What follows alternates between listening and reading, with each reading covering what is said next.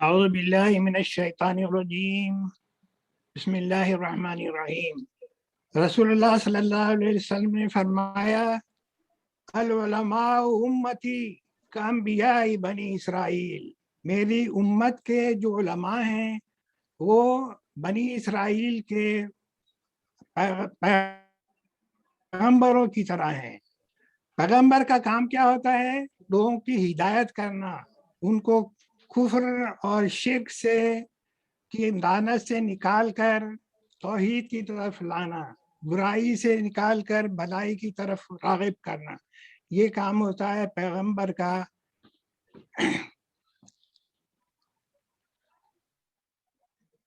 تو یہ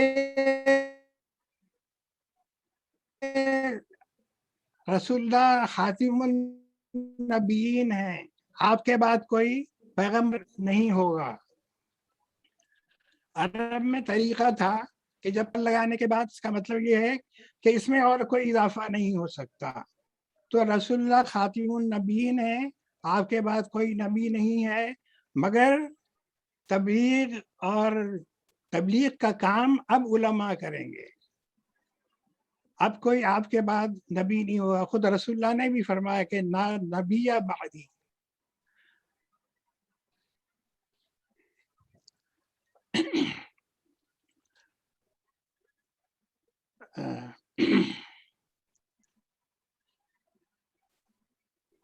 پیغمبر بہت سے گزرے ہیں، کہتے ہیں کہ 1,25,000 پیغمبر، وہ زیادہ تر بنی اسرائیل میں ہی آتے رہے، مگر پیغمبروں میں بھی مختلف درجات کے ہیں، ان کے بھی بعض کے درجات بلند ہیں، بعض کے ان سے تھوڑے کم ہیں۔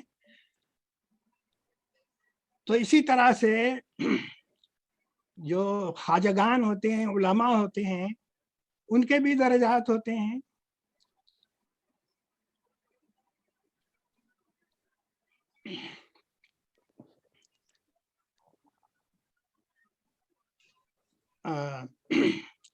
تو میں اس محفل میں ویسے تو ماشاءاللہ بہت سے خواجگان ہیں، مگر دو خواجگان کے بارے میں کہوں گا۔ ایک تو حضرت عبدالقدیر صدیقی رحمۃ اللہ علیہ کے بارے میں، اور دوسرے خواجہ معین الدین چشتی رحمۃ اللہ علیہ کے بارے میں۔ حضرت سید محمد صدیق محبوب اللہ کے بارے میں تو حضرت سید محمد صدیق محبوب اللہ جو تھے وہ میرے والد کے مرشد تھے۔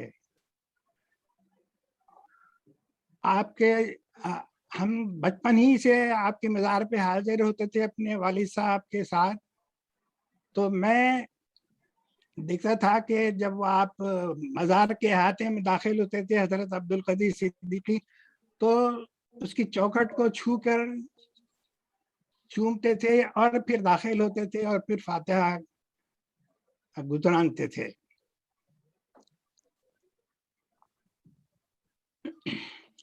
تو اس طرح سے میرے ذہن میں بچپن سے امپریشن تھا کہ یہ ایک بہت ادب کی جگہ ہے، بہت احترام کی جگہ ہے۔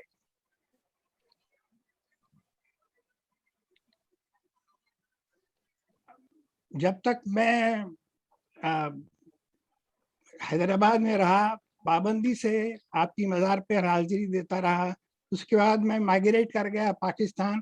تو جب کبھی بھی میں آتا تھا حیدرآباد تو پہلے آپ کی مزار پر حاضری دیتا تھا، اور جب تک حاضری نہ دوں مجھے بے چینی ہوتی تھی۔ حضرت سید محمد صدیق محبوب اللہ کے بارے میں کچھ عرض کروں، اس سے پہلے آپ کے خاندان کے بارے میں بتانا چاہتا ہوں۔ آپ کا خاندان بہت ہی اعلیٰ تھا۔ آپ کے جو جد امجد تھے محی الدین حسینی، وہ اورنگزیب کے زمانے میں بغداد سے تشریف لائے برہان پور، اور وہاں پر آباد ہو گئے۔ آج بھی آپ کا مقبرہ اور مزار وہاں پر موجود ہے، اور آپ کے خاندان کے لوگوں کے مزارات بھی وہاں پر موجود ہیں۔ لوگ ان کا بڑا احترام کرتے ہیں، کہتے ہیں مقبرہ سید الاولیاء، اولیاء کے سردار مانتے ہیں وہاں پر۔ آپ کے جو حضرت سید محمد صدیق محبوب اللہ کے جو دادا تھے حیدر علی، ان کو بلایا گیا تھا حیدرآباد میں. وہ عالم دین بھی تھے، اس کے ساتھ ساتھ فنون سپہ گری میں ماہر بھی تھے. ان کا ایک بڑا گروپ بھی تھا. تو ان کو اس لیے بلایا گیا کہ حیدرآباد میں اس زمانے میں بہت زیادہ شرپسندوں نے سر اٹھایا ہوا تھا، بڑا شور و فساد ہو رہا تھا، امن و امان بہت خراب ہو گیا تھا. تو ان کو اس لیے بلایا گیا تھا کہ امن قائم کیا جائے. تو آپ تشریف لائے اپنے گروپ کے ساتھ، اور وہاں پر انہوں نے امن قائم کیا. سارے جتنے شرپسند تھے ان کی سرکوبی کی. اور اس کے بعد جب آپ کا انتقال ہوا تو آپ کے جو صاحبزادہ تھے میر پرورش علی ان کا نام تھا، بادشاہ حسینی بھی ان کو کہتے تھے. تو آپ کو پینشن مقرر کر دی گئی تھی. اتنی پینشن تھی کہ وہ آرام سے رہ سکتے تھے، اور صرف اللہ کی یاد اور لوگوں کی رہنمائی کے لیے وقف کر دیا تھا انہوں نے اپنے آپ کو. آپ جو ہے وہاں ایک عظیم بزرگ تھے حسین شجاع الدین، آپ ان کے مرید تھے. جب آپ کا انتقال ہونے لگا حضرت حسین شجاع الدین کا، تو آپ نے اپنے مریدوں کو، جو خاص مریدین تھے، بلایا اور کہا کہ دیکھو میرے پاس جو کچھ تھا میں نے پرورش علی کو دے دیا ہے، اب تم کو کچھ چاہیے تو پرورش علی سے لو. یعنی بادشاہ حسینی بھی کہتے تھے ان کو. تو وہ مطلب یہ ہے کہ سب بزرگ تھے. سید ان کی جد امجد بھی، ان کے دادا بھی، ان کے والد بھی حضرت سید محمد صدیق تھے. سب بزرگ لوگ تھے. حضرت سید محمد صدیق، ایک حدیث ہے کہ کمزور مومن سے طاقتور مومن اللہ تعالیٰ کو زیادہ پسند ہے، اس لیے کہ مومن کا کام جہاد کرنا بھی تو ہوتا ہے. تو حضرت سید محمد صدیق محبوب اللہ بڑے طاقتور آدمی تھے. جوانی میں انہوں نے خوب ورزش کی تھی. وہ تیراک بھی تھے اور نشانہ باز بھی تھے. اور آپ کا حافظہ بہت قوی تھا. آپ حافظ قرآن بھی تھے. اور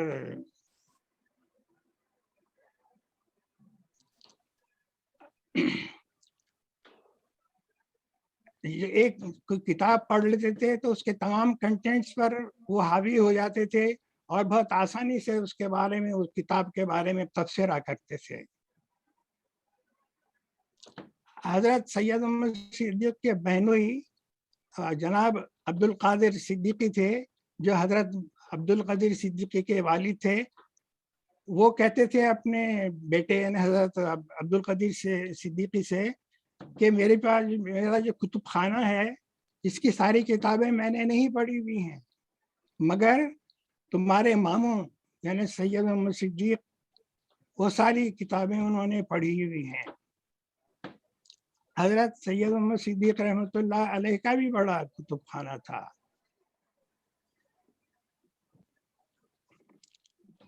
حضرت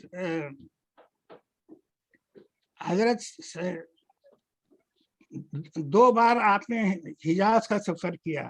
پہلی مرتبہ گئے تو 3 سال وہاں پر رہے اور 3 حج کیے، اور دوسری مرتبہ بھی جا کے 1 مرتبہ حج کیا. اس طرح سے 4 حج آپ نے کیے ماشاءاللہ. اور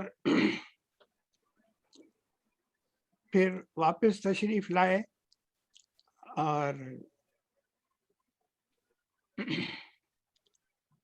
آپ کو بدعتوں سے بڑی چڑ تھی. جو مسلمان جو ہیں ہندوؤں کے ساتھ رہتے ان کے بہت سے رسوم و رواج مسلمانوں میں آ گئے تھے، تو آپ کو وہ چیز بہت ہی ناپسند تھی اور سختی سے منع کرتے تھے. آپ شروع میں تو حنفی فقہ پر چلتے تھے، مگر کسی وجہ سے آپ نے حنبلی فقہ اختیار کے لیے. حضرت امام حنبل کا یہ واقعہ ہے کہ ان کو خلیفہ نے بلایا اور کہا کہ آپ یہ فتویٰ دو کہ جبرن طلاق بھی دلوائی جا سکتی ہے. آپ نے کہا میں تو ایسا فتویٰ نہیں دے سکتا کیونکہ یہ غلط ہے. فتویٰ طلاق تو وہی ہوتی ہے جو شوہر اپنی مرضی سے دے. مگر انہوں نے بلایا دربان کو اور کہا ان کے کوڑے لگاؤ جب تک کہ یہ فتویٰ نہ دیں. وہ کوڑے لگتے رہے، وہ خون میں نہا گئے بالکل، مگر وہ ہرگز انہوں نے وہ فتویٰ اس کا غلط فتویٰ نہیں دیا. پھر جب وہ اونٹ پر بیٹھ کے جانے لگے تو یہی کہتے رہے کہ جبرن طلاق نہیں دلوائی جا سکتی. طلاق تو وہی ہوتی ہے جو شوہر مرضی سے دیتا ہے.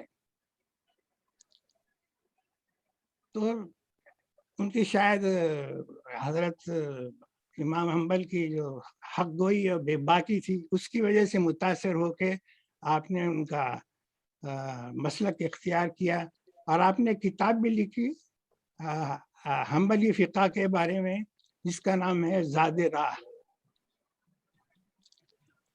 حضرت عبد القدیر صدیقی فرماتے ہیں آپ کی اتنی کرامات تھیں کہ ہم کو تو کوئی آپ کی کرامات کسی بھی کرامت پر کوئی حیرت نہیں ہوتی تھی، ایک معمول کی بات لگتی تھی وہ کرامات.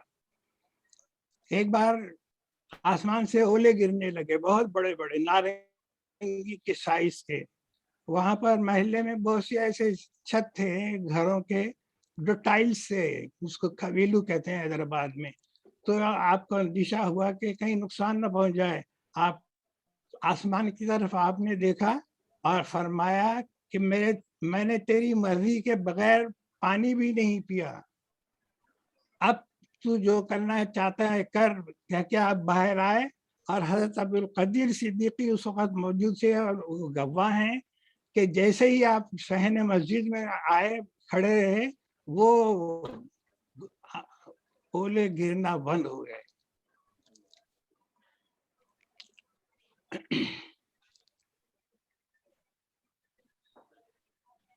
آپ کو مریدین جو ہیں بہت ہی ادب کا اظہار کرتے ہیں، پیر چومتے ہیں، ہاتھ چومتے ہیں، یہ چیز پسند نہیں تھی.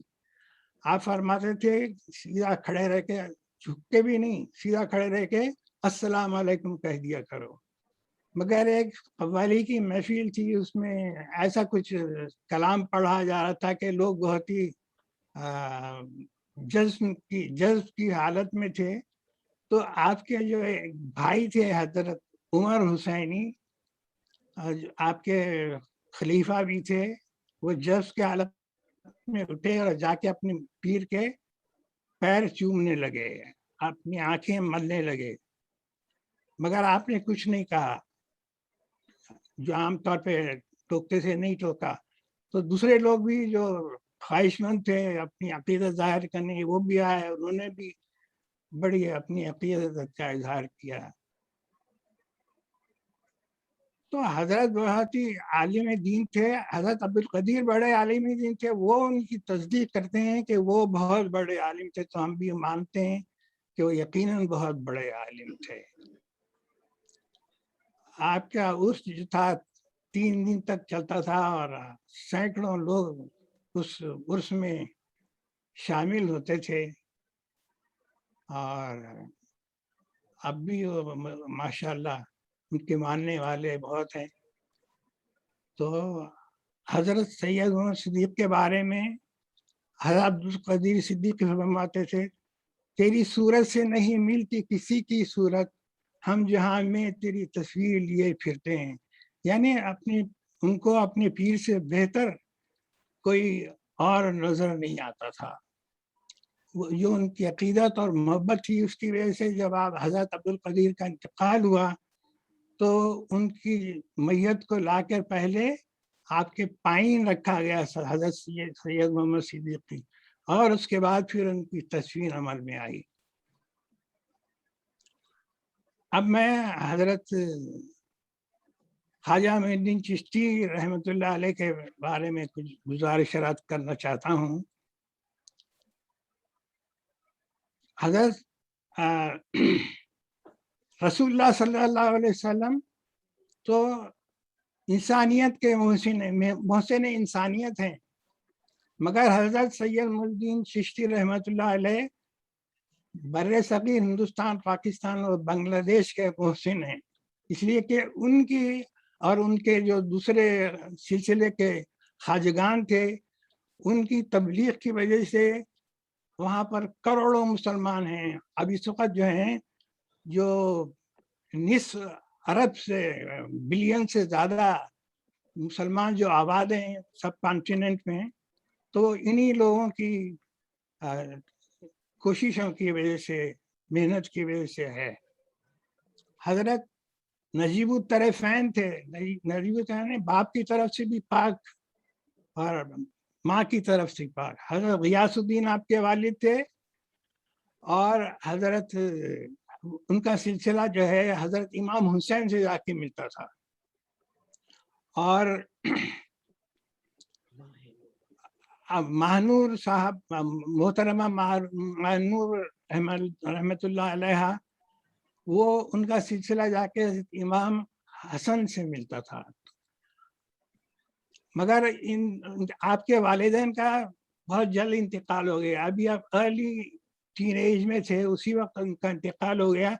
آپ کو ایک ورثے میں ایک باغ ملا انگور کا، اور ایک پنچکی ملی، آپ اس کی دیکھ بھال کرتے تھے۔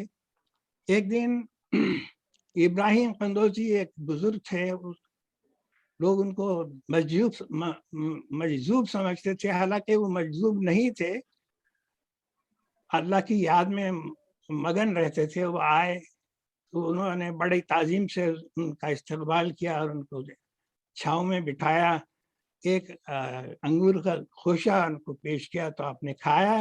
اس کے بعد اپنی جیب سے ایک سوکھا ٹکڑا نکالا روٹی کا اور آپ کے منہ میں رکھ دیا۔ جیسے ہی آپ کے منہ میں وہ ٹکڑا رکھا گیا تو ایک دم آپ کی دل کی حالت بدل گئی، آپ کو اپنی منزل نظر آئے گی کہ کس لیے ان کو بنایا گیا ہے۔ یہ اس لیے نہیں بنایا گیا تھا کہ باغ کی نگہبانی کریں، ان کے سمجھ میں آ گیا کہ میرا زندگی کا مقصد کچھ ہے۔ آپ نے وہ باغ اور پنچکی بیچ کے سیدھا سمرقند اور بخارا کا رخ کیا، وہاں کے جامعات میں تعلیم حاصل کرنے کے لیے، دین کی تعلیم حاصل کرنے کے لیے۔ ابھی وہاں ہی آپ تعلیم حاصل کر رہے تھے، وہیں سے آپ کی کرامات کا سلسلہ شروع ہو گیا۔ ایک شخص، جب آپ سمرقند کی مسجد میں نماز پڑھتے تھے، ایک شخص آیا اور کہنے لگا یہ مسجد جو ہے قبلہ رخ نہیں ہے۔ سب نے سمجھایا مگر وہ نہیں مانا اور احتجاج کر رہا تھا، تو آپ اٹھے، اس کی گردن پہ ہاتھ رکھ کے فرمایا سامنے دیکھو۔ اس نے سامنے دیکھا تو کعبہ نظر آیا، گردن جھکا کے وہ چلا گیا۔ ایک شخص آپ کے پاس آیا کہ حاکم شہر مجھے بہت تنگ کر رہا ہے اور مجھے شہر سے نکال دینا چاہتا ہے، تو آپ نے فرمایا تم واپس جاؤ شہر، وہ نہیں ہے۔ وہ گیا تو معلوم ہوا کہ وہ گھوڑے سے گر کے اس کا انتقال ہو گیا۔ تو آپ نے اپنی تعلیم وہاں پر مکمل کی سمرقند اور بخارا میں، اور اس کے بعد آپ ہارون ایک شہر ہے وہاں پر تشریف لائے، عثمان ہارونی سے آپ نے بیعت کی اور اپنے پیر کے پاس 20 سال تک عبادت و ریاضت میں مصروف رہے۔ پھر حضرت عثمان ہارونی ان کو لے کر حج پر گئے، کعبے کے سامنے کھڑے رہ کے آپ نے فرمایا یا اللہ معین الدین کو قبول فرما۔ تو آواز آئی کہ ہم نے معین الدین کو قبول کیا۔ اس کے بعد آپ لے کر ان کو، اب حضرت معین الدین چشتی کو لے کر حضور صلی اللہ علیہ وسلم کی مزار پر حاضری دی اور فرمایا معین الدین سلام عرض کرو حضور کی خدمت میں. آپ نے السلام علیکم یا ایھا النبی فرمایا تو جواب آیا کہ وعلیکم السلام یا قطب الاقطاب، اولیاء کے بھی سردار. مطلب ولایت آپ کو وہیں مل گئی. پھر ایک بار آپ دوسری بار تشریف لائے تھے، حاضر ہوئے رسول اللہ کے مقبرے پر اور سلام عرض کیا تو آواز آئی وعلیکم السلام یا سلطان الہند. آپ کو یہ پتہ لگ گیا کہ مجھے ہندوستان جانا ہے اور وہاں پر مجھ کو تبلیغ اسلام کرنا ہے. تو آپ پہلے اجمیر تشریف لائے اور وہاں پر سنسکرت زبان سیکھی اور اپنا تبلیغ کا سلسلہ. آپ کی تبلیغ کا سلسلہ یہ تھا کہ لوگوں کی آپ خدمت کرتے تھے، آپ کے جو مریدین تھے وہ سب مل کے لوگوں کی خدمت کرتے تھے اور ان کے جو مسائل ہوتے تھے دنیاوی ان میں ان کی مدد کرتے تھے اور تبلیغ بھی ساتھ ساتھ کرتے تھے. تو یہ طریقہ بہت کامیاب رہا اور دیکھتے دیکھتے آپ کے مریدین بڑھنے لگے. تو وہ اس وقت وہاں پر اجمیر میں پرتھوی راج کی حکومت تھی، راجہ پتھورا بھی اس کو کہتے تھے. تو وہ اس کو یہ ناگوار ہونے لگا کہ یہاں پر لوگ مسلمان ہوتے جا رہے ہیں. تو وہ اس کے جو اہلکار تھے، اس کے جو حکام تھے، وہ مسلمانوں پر سختی کرنے لگے. تو آپ نے ایک شخص کو بھیجا پرتھوی راج کے پاس کہ یہ چیز درست نہیں ہے، ہمارے لوگوں کو تنگ نہ کیا کریں. تو وہ آپ کی شان میں گستاخی کرنے لگا. یہ شخص آ کے بیٹھ گیا ہے اور یہاں پر لوگوں کو اپنی کرامات دکھاتا ہے اور غیب کی باتیں بتاتا ہے. تو جب یہ پیغام واپس آ کے لوگوں نے بتایا کہ اس طرح گستاخی کر رہا تھا آپ کی شان میں، تو آپ نے کہا ہم نے اس کو گرفتار کر کے اسلامی لشکر کے حوالے کر دیا. تو چند ہی دن کے بعد شہاب الدین غوری نے ہندوستان پہ حملہ کیا اور پرتھوی راج کو شکست دی اور وہ لڑائی میں ہلاک ہو گیا. اس سے پہلے آپ غور تشریف لے گئے تھے، وہاں پر ایک شخص سے ملاقات ہوئی، آپ نے نوجوان سے. آپ نے پوچھا آپ کا نام کیا ہے؟ تو انہوں نے کہا میرا نام شہاب الدین ہے. آپ نے اپنے ساتھیوں سے کہا دیکھو یہ ہندوستان کا بادشاہ بنے گا. تو پرتھوی راج کے شکست دینے کے بعد آپ شہاب الدین جو ہے غوری، شہاب الدین غوری، وہ ہندوستان کے بادشاہ بن گئے.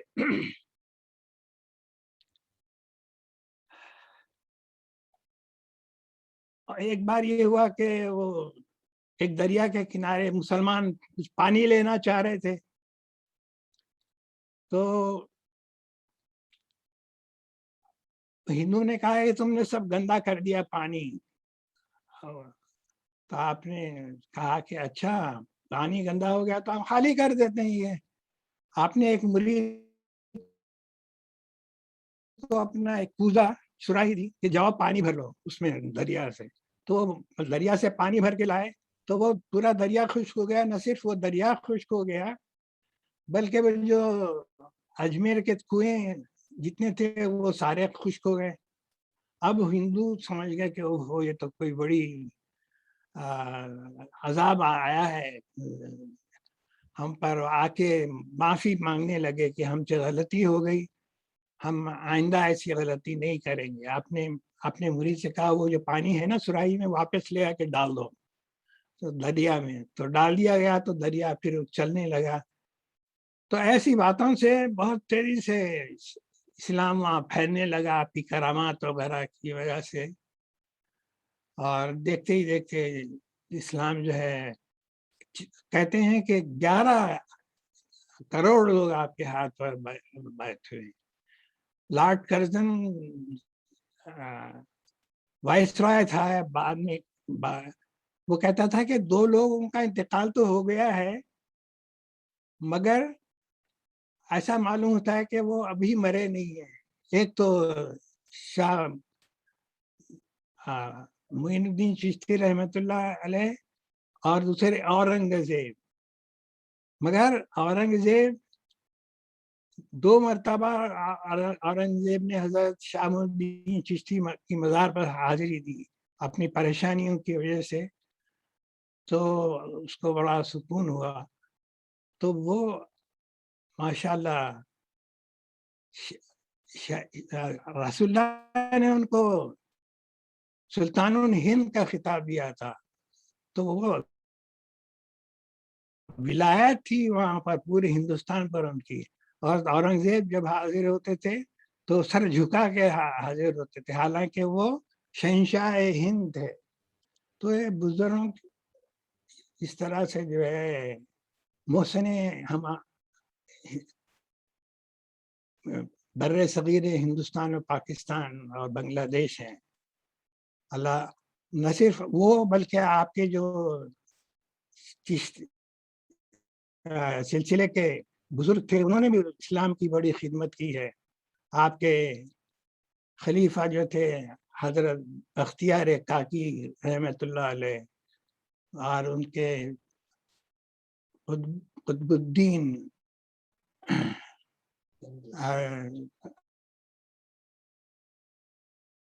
رحمۃ اللہ علیہ، اور خواجہ قطب الدین رحمۃ اللہ علیہ، اور حضرت نظام الدین رحمۃ اللہ علیہ، اور حضرت نصیر الدین چراغ دہلوی، اور خواجہ بندہ نواز سب نے بڑی اسلام کی خدمت کی ہے. ان سب کی خدمت میں میرا بھی اسلام اور سارے جو اہل محفل ہیں ان کا بھی سلام. وصلی اللہ تعالیٰ علی خیر خلق محمد وآلہ وصحبہ اجمعین برحمتک یا ارحم الراحمین والحمد للہ رب العالمین.